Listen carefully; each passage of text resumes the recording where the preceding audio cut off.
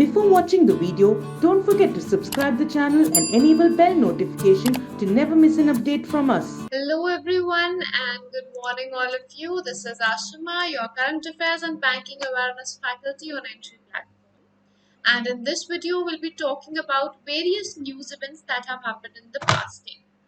The discussion is going to involve all the major news events and they are all going to be covered in a highlights form, that is in a short and crispy format, so that you can get all the major updates in less time possible without wasting a major portion of time.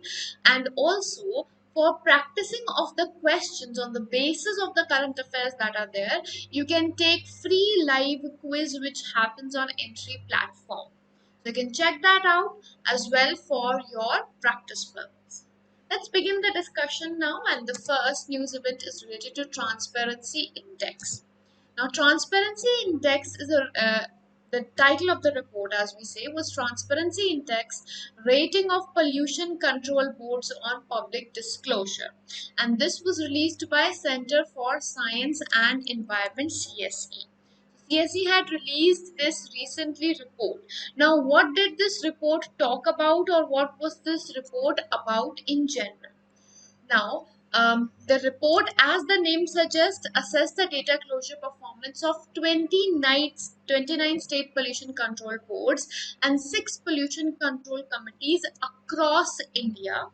And its major purpose was to check out on the pollution control committees' works that have been done and what progress has been made. So, out of the total state pollution control boards and pollution committees, only 17 have scored 50% or above in terms of transparency in pollution control. Now, the 17 of those states being Odisha, Telangana, Tamil Nadu, MP, West Bengal, Goa, Karnataka, Haryana, Chhattisgarh, Himachal, Jammu and Kashmir, Kerala, Maharashtra, Uttarakhand, Punjab, Andhra Pradesh, and Rajasthan. Out of all of them, Odisha State Pollution Control Board and Telangana State Pollution Control Board have marked transparency of 67% each, and thus both of them are the top rank holders in this index. There were the indicators on the study were basically on polluted river stretches, on public hearing informations, and all the notices that have been issued by board, the EIA reports, non-attainment cities, and various such indicators were utilized for measuring this annual report. Then we have Financial Inclusion Index. This index was released by Reserve Bank of India, and the index measures the extent of financial inclusion in India. To what extent do we have this? So, it describes the inclusion of financial related activities like banking or investment or insurance, postal sector, pension sector. In all of these sectors, how much inclusion in terms of financial related matters is there is understood in this video, in this index. So, annual FI index for the period which was ending in March 2021 is 53.9 as against 43.4 for the year ending in March 2017. Also, Reserve Bank of India said that FI index in the month of July is going to be released every year from now on, and there is not going to be any base year. A total of 97 indicators were used for analyzing this index in general. Then we have a few one-liners. The Vice President of India, Shri M. Venkaiah Naidu ji, laid the foundation stone of Innovation and Development Center of JNCAR, or Jawaharlal Nehru Center for Advanced Scientific Research in Bengaluru. It is established by Department of Science and Technology at Jagor, Bangalore. World's second largest refurbished state-of-art National Gene Bank was inaugurated by Union Minister of Agriculture and Farmers Welfare, that being Narendra Singh Tomarji, at the National Bureau of Plant Genetic Resources, which is in Pusa in New Delhi. It is going to be responsible for preservation of seeds of the plant genetic resources, and the capacity is to preserve 1 million germplasm in the form of seeds. It is capable of preserving the seeds for years on a stretch with minus 20 degrees centigrade temperature. And while inaugurating, that also mentioned about how it is going to help the farmers community in general because of the germplasm storage that can be done. AIIMS in New Delhi has become the first hospital of India to house a fire station inside the hospital premises to meet the emergency of the area. So it's the first such hospital in India. For this, a collaboration has been done with Delhi Fire Service.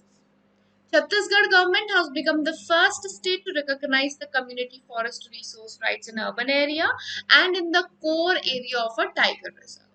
CFR or Community Forest Resource Rights have been recognized under the Forest Rights Act of 2006, and the certificates for CFRR were given by Chief Minister Bhupesh Baghel ji, who is the current Chief Minister of Chhattisgarh. So the community would have grazing as well as harvesting rights in the nearby forest after they have received this certificate.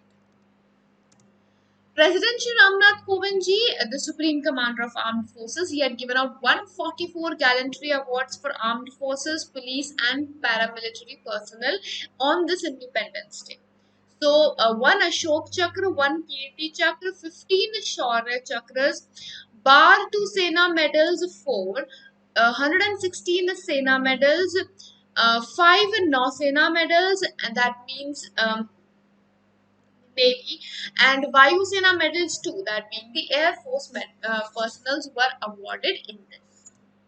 20-year-old chess player Harshit Raja from Pune, Maharashtra has become 69th Grandmaster of India, and that is the highest position that a chess player can attain. Now, this title of Grandmaster is given by the World Chess Organization, that being FIDE.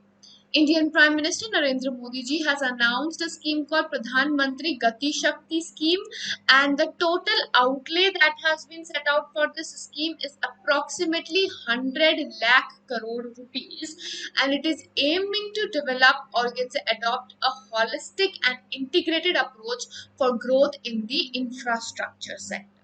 So it's going to create employment opportunities for Indian youth using the amount that has been allotted.